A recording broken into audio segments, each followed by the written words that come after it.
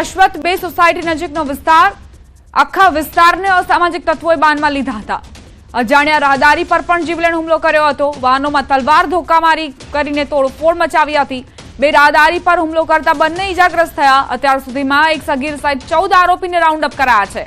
આરોપીઓ અમરાઈવાડીના રહેવાસી હોવાની જાણકારી છે। એક ખોખરા અને એક વસ્ત્રાલનો રહેવાસી છે। અંગત અદાવતમાં અસામાજિક તત્વોએ તોડફોડને અંજામ આપ્યો। રામોલ પોલીસે કાર્યવાહી હાથ ધરી અને જે આરોપીઓને રાઉન્ડ અપ કરવામાં આવ્યા તેમની સારી રીતે સરભરા કરી। વારંવાર અસામાજિક તત્વોના આતંકથી સુરક્ષા તંત્ર પર પણ અનેક સવાલ ઉઠી રહ્યા છે। જો કે પોલીસ મોડે એક્શનમાં આવી છે અને આ અસામાજિક તત્વોને રાઉન્ડ અપ કરીને તેમની અટકાયત કરીને સારી એવી સરભરા કરી છે। પોલીસ આ તમામ આરોપીઓને લઈને ઘટના સ્થળે પહોંચી છે। ઘટનાનું રિકન્સ્ટ્રક્શન કરવામાં આવી રહ્યું છે। સંવાદદાતા ઋત્વિજ લાઈવ જોડાઈ ગયા છે, તેમની પાસેથી વધુ જાણકારી લઈએ। ઋત્વિજ, આજે 14 અસામાજિક તત્વોને અટકાયત કરીને તેમની સારી સરભરા પોલીસે કરી છે, શું વિગતો? દીપા, ગત મોડી રાત્રે જે પ્રકારે બનાવ સામે આવ્યો હતો તેને ધ્યાનમાં રાખીને જે વિડીયો વાયરલ થયા હતા, વિડીયોમાં જે પ્રકારે ગંભીર દ્રશ્યો સામે આવ્યા હતા તેને ધ્યાનમાં રાખીને ઉચ્ચ પોલીસ અધિકારીઓ દ્વારા તાત્કાલિક અલગ અલગ ટીમો બનાવવામાં આવી હતી। અમદાવાદ ક્રાઇમ બ્રાન્ચની ટીમ પણ આ તપાસની અંદર જોડાઈ હતી અને તાત્કાલિક રીતે આરોપીઓની ધરપકડ થાય તે માટેના પ્રયત્નો શરૂ કરવામાં આવ્યા હતા અને પોલીસે મોડી રાત્રે જ લગભગ બનાવ બન્યાના 3 થી 4 કલાકની અંદર જ 9 આરોપીઓ ઝડપી લીધા હતા અને ત્યારબાદ જે આરોપીઓની પૂછપરછ દરમિયાન બીજા આરોપીઓના નામ સામે આવ્યા હતા અને અત્યાર સુધીમાં કુલ 14 જેટલા આરોપીઓ છે તેઓને ઝડપી લેવામાં આવ્યા છે અને હાલ તેઓની પૂછપરછ શરૂ કરી દેવામાં આવી છે। આ સિવાય અન્ય જે ફરાર આરોપીઓ છે તેને પકડવા માટે પણ ક્રાઇમ બ્રાન્ચ અને સ્થાનિક પોલીસ રામોલ પોલીસ સ્ટેશનની ટીમો છે તે કાર્યરત છે। હાલમાં પોલીસ દ્વારા આ સમગ્ર મામલે ગુનો દાખલ કરવામાં આવ્યો છે। જે વ્યક્તિ ઇજાગ્રસ્ત હતા તેઓની ફરિયાદ નોંધવામાં આવી છે અને આગળની જે કાર્યવાહી છે તે પોલીસ દ્વારા શરૂ કરવામાં આવી છે।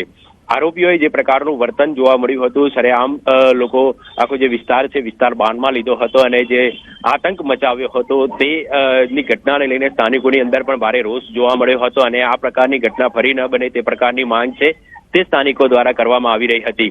તેને ધ્યાનમાં રાખીને હાલ પોલીસ દ્વારા આ કાર્યવાહી કરવામાં આવી છે અને આરોપીઓ વિરુદ્ધમાં સખત કાર્યવાહી થાય તે પ્રકારના પ્રયત્નો છે તે હાલમાં કરવામાં આવી રહ્યા છે। ઋત્વિજ, જ્યારે આ ઘટના બની હતી મોડી રાત્રે, ત્યારબાદ સવારે તમે જ્યારે લોકો પાસેથી જાણકારી મેળવી, પ્રતિક્રિયાઓ મેળવી, તો એ લોકોનું કહેવું હતું કે વરઘોડો કાઢવામાં આવે ત્યારે જ જે બાળકો છે તેમને શાંતિ મળશે, તેમને એવો વિશ્વાસ કેળવાશે કે પોલીસ અમારી માટે છે અને અમે ડરથી નહીં પરંતુ સારી રીતે બહાર નીકળી શકીશું પોતાના ઘરના। હવે તેમની કેવા પ્રકારની પ્રતિક્રિયાઓ સામે આવી રહી છે?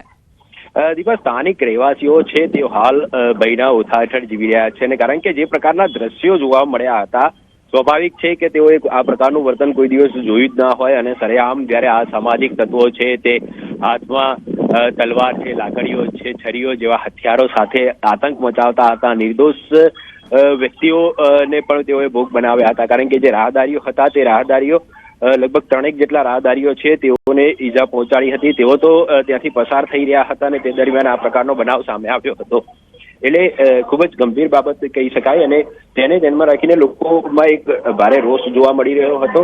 લોકોમાં હાલ રોષ જોવા મળી રહ્યો છે અને લોકો એક જ માંગણી કરી રહ્યા છે કે આ પ્રકારનો બનાવ ન બને તે માટે ખાસ પોલીસ દ્વારા તકેદારી રાખવામાં આવે અને લોકોની એ પણ માંગ હતી કે જે બનાવ બન્યો છે તે બનાવની નજીકમાં એક પાન પાર્લર આવેલું છે અને જે પાન પાર્લર છે ત્યાં મોટાભાગે અવારનવાર આ પ્રકારના બનાવો બનતા હોય છે, જેથી આ પ્રકારના બનાવો બને નહીં તે માટે ત્યાં પોલીસ પોઈન્ટ પણ રાખવામાં આવે અને પોલીસ દ્વારા સતત અહીં પેટ્રોલિંગ કરવામાં આવે।